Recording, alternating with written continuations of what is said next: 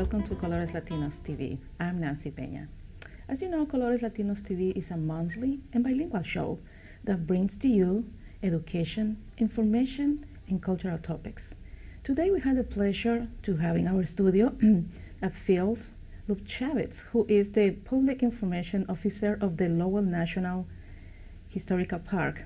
And Phil is going to share with us very important information about the activities that the park is having during the summer, and also very special information about the anniversary. So Phil, welcome to Colores Latinos. Thank you for having me, Nancy. I appreciate you giving me the time to be in this afternoon. Thank you. In pre-production, we were talking about that you have a lot of information to share today.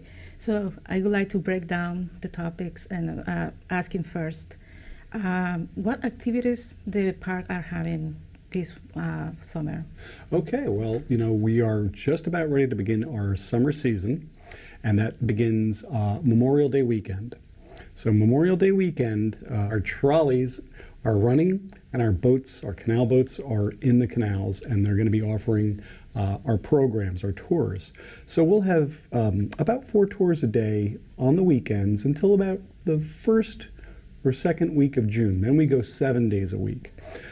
So we have canal boat tours, we have trolley tours, we also have the Boot Cotton Mills Museum, and then we have a lot of special programming. And what we mean by special programming would be special family programs, special walks, special talks. This is also the 40th anniversary of Lowell National Historical Park. And of course, then we have a lot of music festivals and things that'll be taking place in and around the city of Lowell. And of course, many of these activities will be taking place in parts of the National Historical Park. Interesting. So, for example, I know you mentioned so many activities. Can we just talk about more about the boat tour and the trolley tour, please? Right. So we actually have a boat tour, which is called Working the Water. And that is a tour that does require an admission. So there is a fee for that. And that's offered, again, 4 times in a day. And at this time, it'll be just on the weekends. But again, middle of June, it'll be offered 7 days a week. On June 9th, we're having the park's 40th anniversary, and we'll be giving free boat rides that day. And that will be throughout the day on the 9th. Starting at like 10:30, 11:30, and those are going to be about 30 minutes or so. So those will be free boat rides, but the boat tours, which are a little more comprehensive because they encompass several components of the tour, locking through a lock, and a park ranger giving an interpretive talk. And there's also a component of that which is on our trolleys. If you've ever had the opportunity of walking around Lowell, most times of the year you'll see there are a few trolleys that run on the tracks. We own a couple of these trolleys, and one of the trolleys, which is the dark green trolley, the 966 Desire car, is owned by our friends at the Seashore Trolley Museum. Okay, sounds fantastic and sounds very exciting. So we are going to we are inviting you to take advantage, especially for the free boat tours on June 9, right? That's correct. People have to call you in advance, I believe, to make part of this program and to make sure then. Right. So our regular canal boat tours, folks could either show up the day of and just see what's available at the given times. For our June 9th day, those will be first come, first served. Mm-hmm. So people will be handed a ticket this way. They'll have a spot on that respective boat ride. One of our special programs that we'll be offering as well later in the summer, really at the end of June, for the month of July and August, will be something called Meet Us on the Merrimack. And that's going to be a boat ride in the evening, usually on Wednesday nights. And that will be on the Merrimack, starting over where the boathouse is by the Rourke Bridge. So we haven't completed our schedule yet, and I'm not 100% sure. So the best thing to do, and this is true always, check our website if you can, or give us a call, and or visit us online. Sure. I have a question about the boat tour.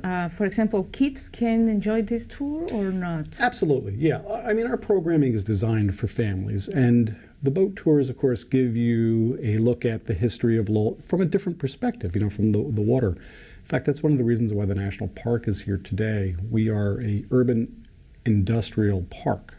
We're not like the big Yellowstone type of parks with this big, beautiful landscapes and wildlife. We're industry. And part of the industry here in Lowell were the canals. And so when the park was established, these canals were utilized, well, historically they were mostly for water power. But the tours that we give today, we have special boats that get us on those canals. So it gets us around so you can see different, see the city from a different perspective. So this way, when you see the city, you're seeing it, again, very, very differently and different appreciation.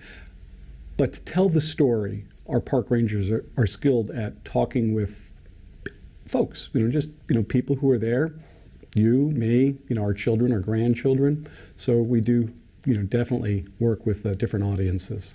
I would like to learn more about the trolley, because usually when we are here in Lowell, we see the yellow trolley and the green trolley, right?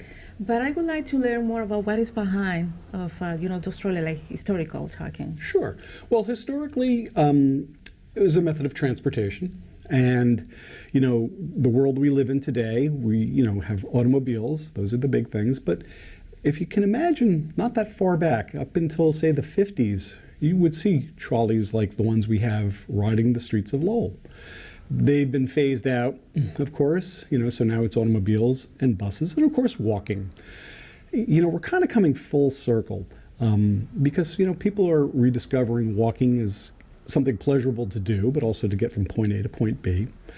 The buses, of course, run well, and there's thoughts of bringing the trolleys back to Lowell. Now, that would require a lot of work in terms of, ripping up the roads, putting in trolley lines. So we'll see where that goes in the future. We're not really sure. The trolleys that you see today are on some railroad track that was here when the park was established 40 years ago. So we actually took advantage of the existing tracks. And the idea was, instead of visitors coming from out of town and driving around the city and adding more, congestion, what you would have is people would park, at our visitor center parking lot, and they would take a trolley, and that would shuttle them from the visitor center to one of our exhibits over at the Boot Cotton Mills Museum, or over to the Wanalancet Mills over at the Suffolk Mill. So this way it got people into the city, but without causing a lot of traffic. And 40 years later now, it's really pretty iconic of the city of Lowell. Not many communities in Massachusetts, or the country, dare I say, have the kinds of trolleys that we have. I mean, yes, they have subways and things like that, in Boston, but what we have are reproductions. The trolleys we have are, they're modern trolleys, but they're based on historical designs.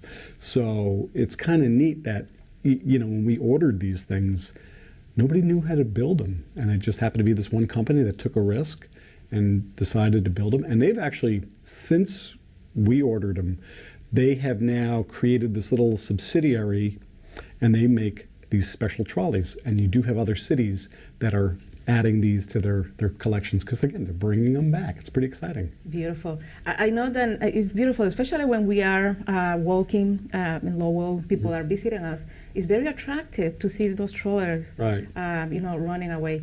I have another question. Phil is going to talk about the 40th anniversary of the Lowell National Park, but he's going to answer those questions after this short pause. We are coming back in a minute. Thank you.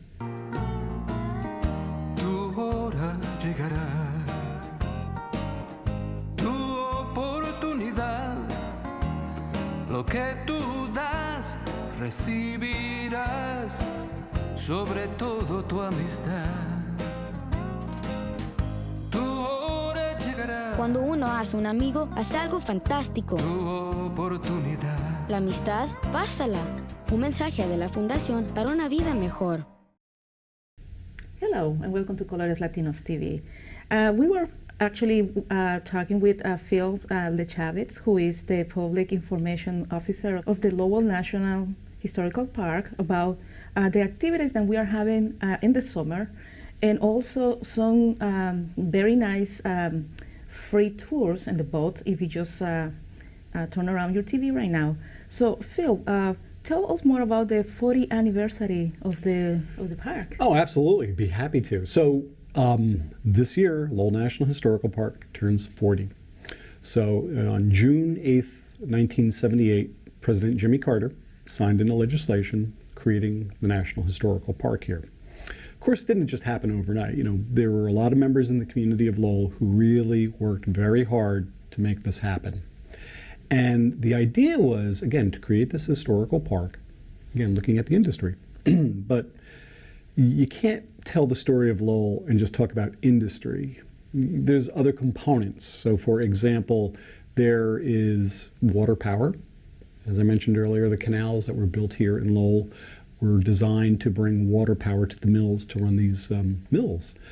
But probably more importantly would be the workers, the people who actually came here and worked these cotton mills and other mills that were then born out of that.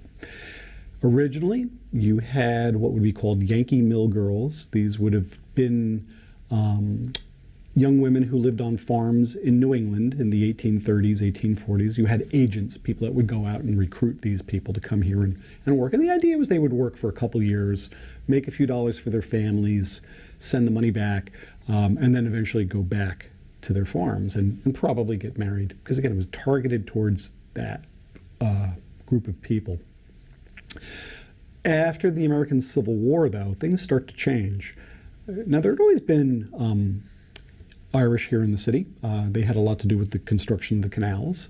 So you had a new population. And by the 1860s, 1870s, you start to see the population of Lowell get larger, for one. But also, you start to see people coming from other countries, not just England, for example. Now they're coming from other parts of the European continent.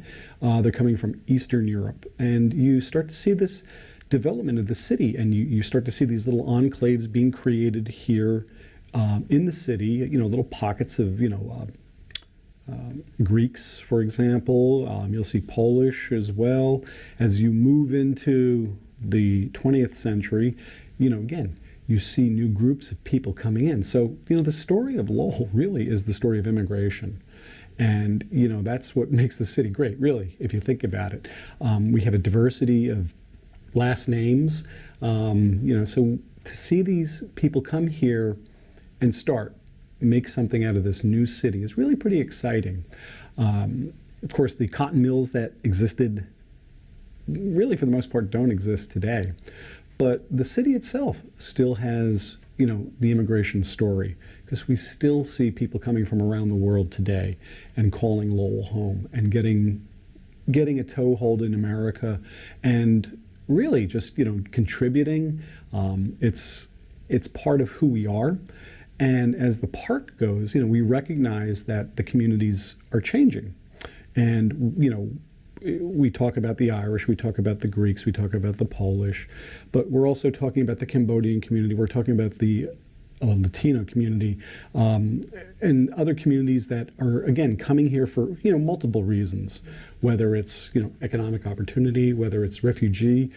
Lowell has got a lot of support built into this community. So for us, it's pretty exciting to, welcome these new people coming in, and giving them an idea of what the history of the city is or was, how it started, but how them coming into the city today, they're part of this ongoing story. And 20, 30 years from now, their stories are going to be told to their grandchildren when they come back and visit. Why is important? Everything you describe right now brings me to the 80s, it brings me to the 90s, and actually the actual time, as we know here in Lowell, and you mentioned, it's very diverse, and that's what I really like it, and it's a very rich town. That's what I think that makes this great city very interesting. We have different flavors, accents. Yes. Restaurants, music. Yep. So it's very important. And the question I have is, why we have to invite people to learn about this type of things? What do you think is important for kids, young people, Sure. and new immigrants arriving to Lowell, right? Yeah. To learn about this. Well, for one thing, you're you're coming into something that is already happening. You have activities and things coming in there, so people want to, you want to kind of get a lay of the land. You want to get familiar with, how things operate, and part of that I think is just getting an idea of the history of the area. How it came to be.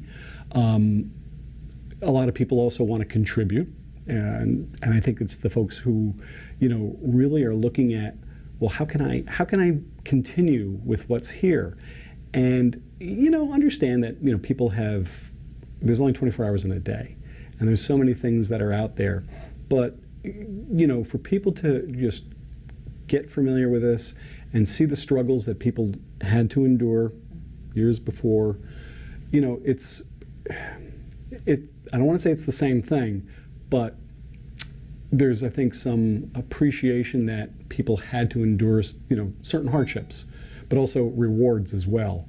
And I think that is the model, that folks strive for. You mentioned that we are having the 40 years anniversary. And right. Also, you mentioned that you had 20 years working in the park. So I would like to know a little bit more how you see the differences between those 20 years, like transforming the park, activities, etc. Right. So I've been here for over 20 years, actually. So Lowell was kind of an exciting place. I grew up in metropolitan New Jersey. So to me, there was a lot of similarities. I think when I came up to this area, my background is in American history. So for me, it's exciting. Unusual, I know. A lot of times people think, oh, National Park Service, you must be out there with the woods and with the animals. It's like, that's nice, but you know what? I like the human story. I like the development of the country story, and this is part of that. This is, what took place here, 150 years ago, and to this day. It's not like it just happened one day. It's 150 years plus, and when I got here, Lowell as a park, had already been here for 20 years. People from around the world have been coming here and looking at what we've been doing, because part of what we do too is historic preservation. So the buildings that you see as you walk around the downtown, even though people live here and there's cars, mailboxes, modern electric lights, but if you look at the lights, well, they're not. They look like a period, and the downtown reflects like an 1890 turn of the century look, cobblestone streets. There's a reason for that, because other parts of the country, I think cities, they all look the same. This city here has a lot of character that it's very unique. And when I came here, a lot of the groundwork had been laid, which I thought was fabulous. The people living in the community, like we said before about the foods and things, there's quite a variety of foods, and it continues to this day. So what's really changed in the time that I've been here? I think it's probably because of budgets, believe it or not, but we as in the national park and a lot of the different organizations in the city here really do make it an effort to work hand in hand. Whether we have a program that we're offering and we want members of the community to come out, contribute to, tell us their stories, things of that nature. These are some of the things I think I've seen us really growing at. I think we've really, and our staff has gotten smaller too, if you could believe that, but everybody's staff has. And I think, we can't do it by ourselves. We all have to kind of work together. And so I've seen a lot more, I think, of that, just like really everybody realizing we're all in the same boat. If we want to get something done, we have to go to you or the other group or LTC, for example, and help us communicate the message. Excellent. How about, you mentioned many times about diverse, about different type of groups. Are you offering some kind of information in different languages now, for example, Spanish? Yes, actually, as we hire new, seasonals and permanent employees, a lot of them are bilingual. Mm-hmm. So, for example, a lot of the programming that we've been doing here, we've definitely been making that something people are aware of, that we do have this ability to give a program in English, Khmer, Spanish, Portuguese maybe, German. So we do have, the variety. We also, again, improving our printed materials as well. So I think that's helped us, I think, reach the community. Programs like this, I think, also important, to, again, reach different members of the community. And, this is something that we're really making an effort to do more and more of. So, it's a lot of fun. And yeah, I hope we continue down this road. I hope, again, the partnerships we have continue. I think they're doing well. But, there's always some room for improvement. Let me ask you this. I know that we are almost getting close to the end of this interview. As you know, we always have a very, very important topics here, and to elaborate them, the time is really short. But I would like to ask you before we end the interview about the festivals. Sure. Well, I know we have the Lowell Folk Festival. It's coming in July, so I would like for you, please, to tell us about some kind of safety tips. Right. So as most folks know, the Lowell Folk Festival takes place the last full weekend in July. It's a free festival to attend, and of course it's in July. So that tends to be about the hottest time of the year around here. And of course, what's great about Lowell is there's a lot of trees, and a lot of the stages are set up in grassy, parky areas. But some of them, for example, JFK Plaza is right in a very hardscaped area. And of course, walking around on the streets and things. So probably the biggest thing is hydration. Always be drinking water. And sun, of course, who doesn't love the sun, but, the sun can also be not our good friend if we're not careful. That's the beauty, of course, of doing our activities here downtown, because you can always go into a store, because a lot of the stores are open. Our dance stage is tented, so you can get under, in there under the shade. So it's just being aware of what's going on. Trying different foods, of course. You want to keep your energy up, so try the different foods from around the world. And by the way, what's great about all of our ethnic food sellers, these are all community groups that they're like, again, people who, this may not be their full-time job. They're doctors, lawyers, teachers, but they're volunteering to their organization. They're bringing their knowledge and their skills of a certain food, that their culture is, that they're very proud of, and they're making it available. So you could sample the world without even leaving the downtown. So yeah, it's what's also great too is like the streets are closed off, so you don't have to worry about traffic too much. And you can use a trolley, right? Exactly, yeah. Another opportunity to ride our trolleys, because we do shuttle people from Mac Plaza over to where Boarding House Park is located. So that's a nice way to get around, especially if you got the little ones too. For people who are coming out of the town, especially people who are driving from other areas, what do you recommend? They can park at the train station, or what is the recommendation? Well, if you can come in via the train, that's great, because from there, the LRTA runs a circulator. I believe they charge $1. I think it's like, round trip. You pay the first time, and then they'll pick up and drop off over by the Ladd Whitney Monument there, almost right by City Hall. So that'll run throughout the day. Of course, if you drive in, there are city parking garages you can park at. There's private garages, but then you'll probably have to walk a little bit. Again, bring a backpack of water if you could, if you can. That's probably the best thing you can do. I mean, it's a very walkable festival. So even though things are separated, they're not really that far apart. And then there's a lot of things in between. I can't say enough, it's a family festival. And we have Shattuck Street, so bring the kids. So when you're going from one stage to another stage, give yourself some time, stop in between, watch the kids, bring the kids, let them have a good time. So. Excellent. Well, we almost ended this interview. We just want to congratulate for the 40th anniversary of the park. Thank you. And also for your services for 20 years. Well, I appreciate that. Thank you very much. Thank you. So we are just going to ask Phil where we can contact you if people want to have more information about the activities. Right. Best place to contact the park is, of course, well, you got three choices. You could visit us at our visitor center at 246 Market Street. Come right on in. We're open 7 days a week. See the gang there. You can give us a call, 978-970-5000. or you could visit us online. We have a website, which is nps.gov/LOWE. We also have a Facebook page, Twitter page, even a YouTube page. So we're on social media, we're here in your community, and we're available. Well, thank you, Phil, for being with us today here. Thank you. Thank you. So, remember, you're watching Colores Latinos TV. If you want to watch this interview again, you can visit our channel in YouTube, Colores Latinos TV. Also, you can email us at coloresLatinosTV@yahoo.com and visit us on our page on Facebook. Thank you so much.